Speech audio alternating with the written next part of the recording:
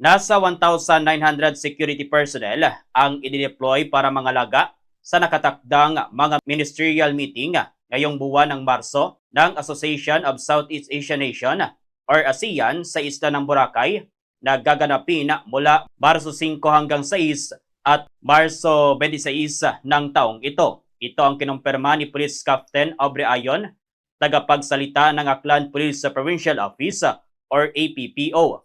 Sa naturang bilang, nasa 1,000 ang mga pulis na karamihan ay augmentation force mula sa iba't ibang municipal police stations sa Aklan at police provincial offices sa Western Visayas at ang natitira ay ibang contingent ng Armed Forces of the Philippines or AFP, Philippine Coast Guard at Bureau of Fire Protection.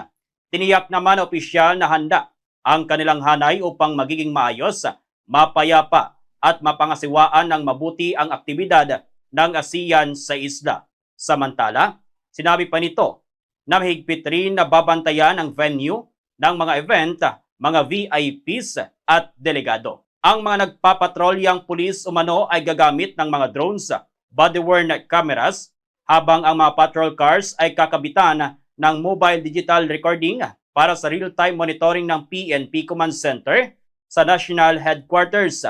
Nabatid na ang ASEAN Senior Level Committee on Financial Integration na pangungunahan ng Bangko Sentral ng Pilipinas ay gaganapin sa Marso 5 hanggang 6, habang sa Marso 26 naman ang 44th ASEAN Capital Markets Forum Chairs meeting na pangungunahan naman ng Securities and Exchange Commission. Full deployment na po ng security forces natin, sir, dito sa isla ng Boracay, sir, in relation po dito sa gaganaping ASEAN 2026 meeting, sir. Ayun, sir, no, yung kasama po sa deployment natin sa security forces, meron po tayong 1,900. Kabilang po dito yung Philippine National Police, Philippine Coast Guard, and Armed Forces of the Philippines po. Hindi pa po kasama dyan yung atin pong Emergency Preparedness and Response Team po na manggagaling naman sa MDRRMO, DOH po, and Bureau of Fire po, sir. And most likely po is yung deployment po natin is aabot po siya ng 1 week po dito sa isla ng Boracay.